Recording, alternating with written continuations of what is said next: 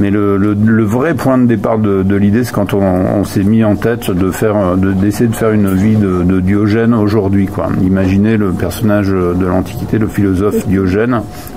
Qui serait-il aujourd'hui?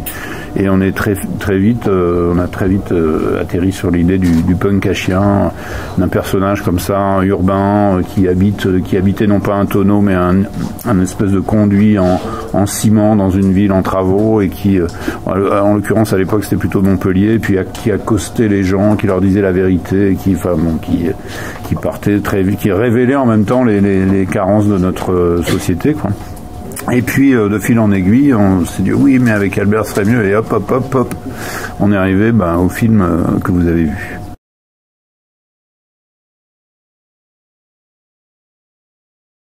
C'est la première fois que je fais une comédie qui n'est pas de moi, et je me trouve presque drôle. Vous voyez, c'est quand même grâce à vous.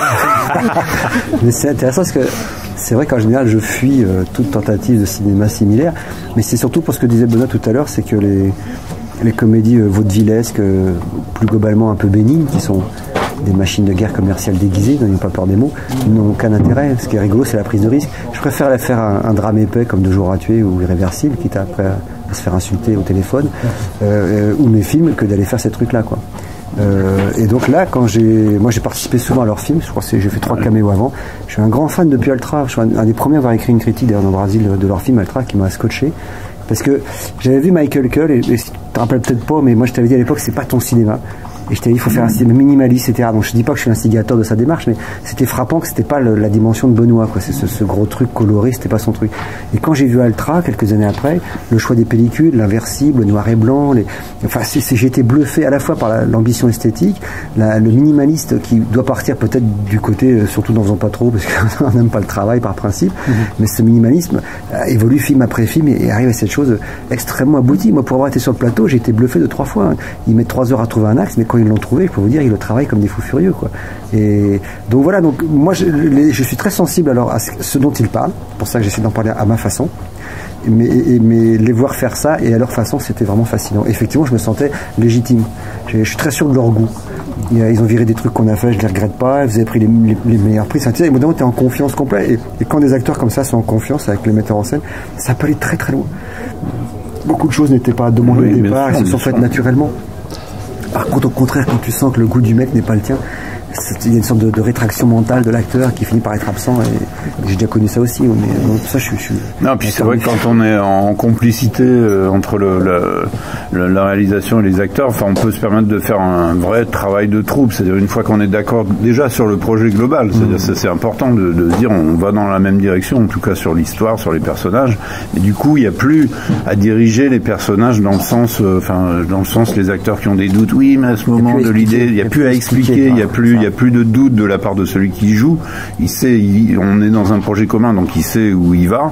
Et donc il y a toute cette partie-là un peu. Moi, nous, je sais pas, on n'a jamais eu la malchance de travailler avec des gens comme ça, puisqu'entre Gérard Depardieu la dernière fois, Yolande, Louis, etc., c'est vraiment des gens qui sont dans notre esprit. Donc effectivement, c'est toute cette partie qui doit être terrible du métier, comme on passe à côté de ça. On n'a pas à expliquer des choses inexplicables. Mais par contre, du coup, on n'a plus qu'à trouver, quoi.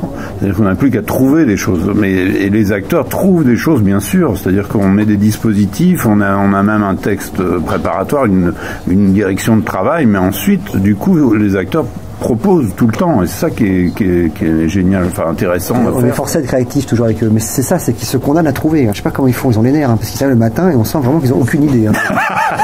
Comment ils vont faire.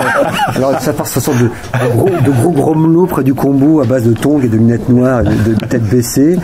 Il y a un silence respectueux qui se fait autour, donc moi je partais avec Ben explorer la zone commerciale. 3 heures après, ils sont toujours au même endroit, mais les visages se sont un peu éclairés. Tout d'un coup, on va se mettre là, voilà. Et là, on sait qu'ils ont trouvé. Mais ça, je trouve ça très couillu. J'ai connu ça un peu avec Gaspard Noé dans un tout autre registre où carrément il savait pas ce qu'il faisait lui. Donc il arrivait, il y avait une journée de répétition et une journée de tournage. Donc c'est vraiment, d'ailleurs vous étiez des grands fans de Piala qui lui aussi procédait comme ça. Et ça je trouve ça très cool, pas courageux mais se condamner à trouver, c'est très angoissant quand même. Mais c'est-à-dire c'est aussi notre façon de filmer qui est comme ça, c'est-à-dire que comme on est sur le plan séquence, enfin on a choisi, mais vraiment c'est un choix artistique, c'est pas seulement un choix de production, de faire des films pas chers avec une petite équipe de gens soudés, très souples. Et donc on peut changer d'idée au dernier moment. Quand on se retrouve face à un décor qui vaut des milliards avec des projecteurs partout, on peut pas changer d'idée comme ça. On peut pas dire ah non finalement c'est mieux là-bas. Non, c'est pas possible. Donc nous on peut encore se permettre des choses comme ça. Donc le matin on a la possibilité de changer si on trouve que tout à coup par rapport à ce qui s'est passé la veille, par rapport à ce que les comédiens ont amené, par rapport à cette trajectoire qui s'affine, si on se dit mais attends ce qu'on avait prévu de tourner finalement ça sert à rien donc enlevons-le et remplaçons-le par autre chose. Bon alors du coup on a écrit la veille ou même le matin une autre scène, mais on est une petite équipe, on peut encore se permettre de le faire quoi. La scène du lotissement, elle a été décrétée à 3h d'après-midi, vite on écrit un truc, donc tu étais un peu dans le carton plus ou moins, vous avez remanié. C'est un truc qu'on a remanié qui était dans nos cartons, mais on a trouvé le lotissement, voilà, pendant que Gus était sur le tournage du set, je suis parti avec Hugo pour trouver un lotissement juste à côté, grâce à un pote, machin, et puis la ligne droite, c'est ça. Mais du coup, on a réellement fait la ligne droite. Une scène culte, hein. Il en a eu le texte une heure avant. Non, mais c'est ça qui est super chez eux. Non, mais ils ont vraiment fait la ligne droite. Ce même jour, on a fait une scène sur le plan commercial. Dans une commerciale, on a fait la scène chez les Gitans. Après, on a fait les Fenwick. La vadrouille Fenwick, la scène du pendu, et on a fini le lotissement. Donc ça fait 5 décors différents d'une seule journée, quoi. En rigolant, et avec le temps aussi de réfléchir et de se marrer, quoi. Donc c'est ça qui est vraiment. C'est déstabilisant, non, peut-être? Mais non, au contraire, ce qui est déstabilisant, c'est quand on ronronne. Il y a des acteurs qui étaient amateurs, fallait jouer avec eux. Mais non, mais je vous assure, moi, j'ai adoré vraiment faire ce film. J'ai pas, c'est aujourd'hui, à mon âge et tout, il n'y a plus que ça qui m'intéresse. Je m'en fous du reste. Même toujours, d'ailleurs, quand je fais mes films, je suis dans un état de fébrilité, d'émotion. Tout d'un coup, on tourne, puis on se rend compte que ça fonctionne pas. C'est une catastrophe. Sur Bernie, je me rappelle, ça fonctionne pas du tout. Qu'est-ce que je vais trouver comme, vous voyez? Donc c'est pareil, c'est se mettre en danger et en même temps se faisant confiance. De toute façon, je trouverai toujours, mon goût est sûr. Voilà, mon goût est sûr sur ce sujet, mon goût est sûr. Je suis sûr que c'est ça que je veux raconter. Mais ça se passe pas forcément comme prévu.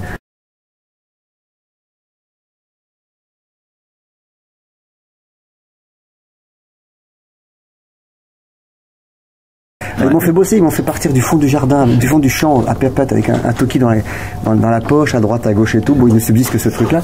Et puis, ils me chantaient une chanson, d'ailleurs. Je devais chanter. Ouais, on t'entend pas, mais je chante Baby Boom Boom, qui m'a d'ailleurs valu, comme lors des répétitions, un ta gueule retentissant devant Gilles Fontaine.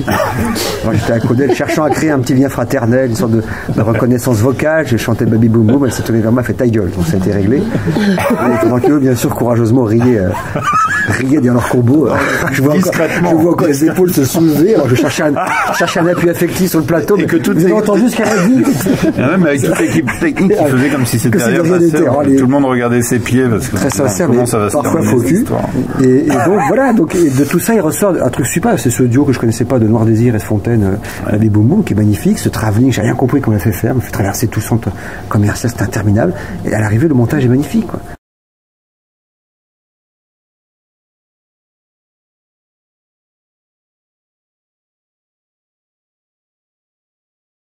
Les mots qui étaient écrits, c'est pas ceux que tu as utilisés, mais oui, mais les mots que tu as trouvés, on sentait une vraie émotion chez toi en le regardant, quoi. Quand j'ai su que le mec s'était pendu l'année dernière, c'est pour savoir ça. Donc, oui, mais... avant, il me dit avec l'accent, bon, qui dédramatise un peu le truc, quand tu parles, ça me rappelle un peu comme l'année dernière, ça me fait la chair de poule. Et on se dit quand même, il va quand même pas se pendre pendant le truc. Donc on attend ça à parler. Il y a un grand temps que je prends, tu te rappelles, un grand temps, il va vraiment se pendre ce con. Donc je suis là et on part près du combo et je reviens, je le vois plus. Je me rappelle, j'ai dit Christian, j'ai cru qu'il avait, alors que la corde était même pas attachée, il risquait rien. Mais le truc était. Si, la corde était attachée. En plus. Moi je pensais que toutes les sécurités avaient été prises. Non mais c'est pour vrai, je l'ai su en cours de prise ça. Il vient me voir, il me dit, moi j'ai déjà fait ça l'année dernière, j'ai voulu. Alors d'un coup c'est plus drôle quoi. Non mais on sent que t'es ému quelque part. Je suis ému de voir le mec. Et moi je trouve ce plan formidable parce que il y a un côté, mais désolé, on dirait un film dans une ère post-nucléaire. Il y a ces maisons vides, ce Fenwick qui a plus de gaz. Et je contourne le coin de la gorge, je m'arrête et tu mets beaucoup de temps à éclaircir parce que pendant que je parle on ne sait pas à quoi je parle, c'est tout noir. il y a Ben qui dit rien, qui dit c'est pas très punk à la fin, qui sont magnifiques. C'est pas punk. Il y a une prise qui était magnifique. On l'a vu revenir, Christian dans le champ, il savait pas que ça tournait encore. Peut-être de la virer cette prise. Il se bat, il revient dans le champ, se met à côté de nous, c'est fini, alors qu'on est content. C'est trop mal qu'elle était bien partie celle-là. Ouais. Et donc voilà le genre de choses, le genre de. Ah, mais t'as trouvé un truc qui est vraiment bien sûr. Non, mais vous avez une solution qui est un peu radicale, qui est un peu simple par rapport à un problème qui est complexe. Problème qui est complexe. Moi, ça me fait. Mais c'est un argument. Autre détail, c'est quand je dis à la femme d'ailleurs de Gus dans la vie et ma femme dans le film, je dis j'ai changé, j'ai mûri, il a marqué Dead avec une crête de punk. et donc moi j'ai fait cette scène en italienne pour dire bon je vais me chauffer. Vous voyez, puis à la fin j'ai dit quand vous voulez. Ils m'ont dit c'est bon, on l'a, ne te casse pas. Vous voyez, voilà comment ils bossent.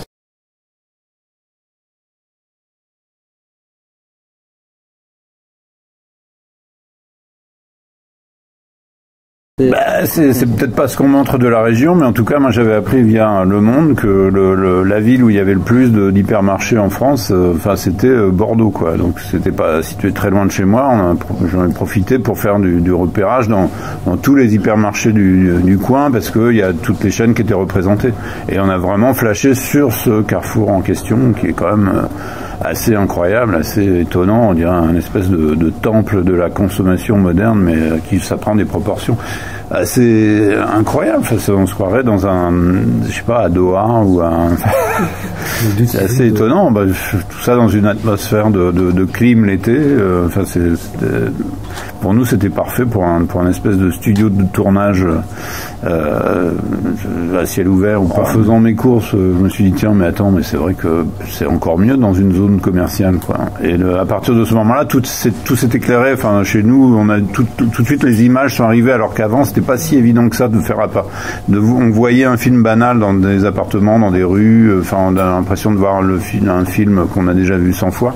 Alors que le fait de tout à coup avoir l'idée de positionner ça dans un centre commercial qu'on ne voit jamais au cinéma, ça devenait intéressant, quoi. Et s'il y a un côté Las Vegas, sous Las Vegas dans chaque zone commerciale, et esthétiquement c'est vraiment intéressant, les couleurs, les noms un peu absurdes, surréalistes même. Et ce que tu disais, c'est vrai sur le temps de la consommation, parce que la gravité des mines des gens qui vont consommer, elle est incroyable, quoi. Pour ceux qui vont à la messe, quoi. Oui, c'est vrai. Ils ont déjà une sorte d'angoisse dans le visage. J'ai prévu 150 €, qu'est-ce que je vais faire, 130, 140, peut-être un peu plus. Je sais pas où je me laisse tenter, mais vraiment, ils sont dans une sorte de truc complètement grave. C'est impressionnant parce que Ben, il y a une sorte de caméra invisible simulée. De temps en temps, venait tendre la main et tout. Il ne pouvait pas le reconnaître parce qu'il ne le regardait pas. En vision périphérique, il voyait une sorte de créature dépenaillée, grimaçante et forcément en danger. Mais ils sont graves, ils sont hyper sérieux, quoi. Impression vraiment. C'est devenu un rite, la consommation. Ouais, c'est à la fois sérieux, c'est vrai mais c'est pas non plus triste. C'est-à-dire que c'est un des seuls moments où les gens se rencontrent tous réellement. Enfin, ils sont là tous. Alors, je dis pas qu'ils se rencontrent, mais ils sont ensemble, quoi. C'est étonnant, en plus, d'avoir mis un punk à chien dans cet univers-là, parce que justement, généralement, il le dit d'ailleurs, ils sont plutôt dans les centres-villes. Les premiers trucs qu'on dit, mais c'est vrai, pourquoi ils vont pas là? Il y a des fontaines pour se laver. Voilà. Non, mais franchement. Ils peuvent taper dans les casiers, dans les chariots. Il fait chaud l'hiver. C'est parce que je pense que c'est aussi tout simplement parce que les punks à chiens, c'est comme ils aiment bien se retrouver un peu aussi. Donc là, si on y va, on est tout seul. Et puis t'as vu, en termes de vidéosurveillance, à mon avis, t'es vite repéré quand même. Ils sont plus sophistiqués en caméra, oui. Je sais pas s'ils sont plus sévères. Je sais pas. Ils sont pas. Enfin, quand on tant qu'on ne va pas piquer un truc, quoi. Mais ouais, peut-être qu'il faudrait tester.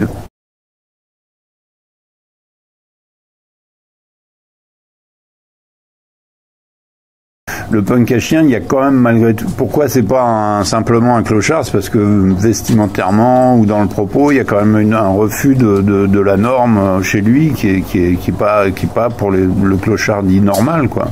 Donc et puis il perpétue une tradition du punk, même si lui ne se veut pas un punk, parce que les punks à chiens, c'est souvent des jeunes qui sont en rupture de banc de leur famille, qui en peuvent plus dans leur famille ou dans leur boulot, et que tout à coup ils disent bon stop, j'arrête là, je me barre avec mon clébard, au moins je suis pas tout seul. En plus les flics me font pas chier parce que j'ai un clébard, en plus le clébard me protège la nuit, etc. Donc c'est pas mal déjà.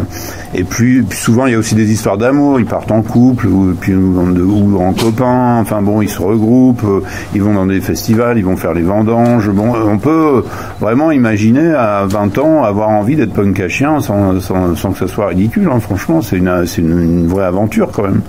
Donc bon, après ça se corse avec l'âge, bon, ça doit être de plus en plus difficile à vivre et tout, à tenir quoi. Mais c'est ni bab ni complètement punk, c'est entre les deux quoi. C'est une philosophie particulière, moi je trouve intéressante quoi.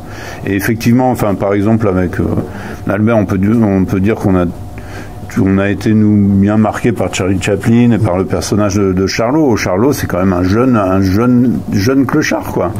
Un jeune punk, parce qu'il est tout jeune, il est dans la rue. Bon, c'est pendant la Grande Dépression, etc. Mais il vit plein d'aventures, aussi avec un chien, avec un gamin, avec ceci, avec cela. Donc, moi, je trouve que c'est vraiment un personnage moderne, vraiment intéressant.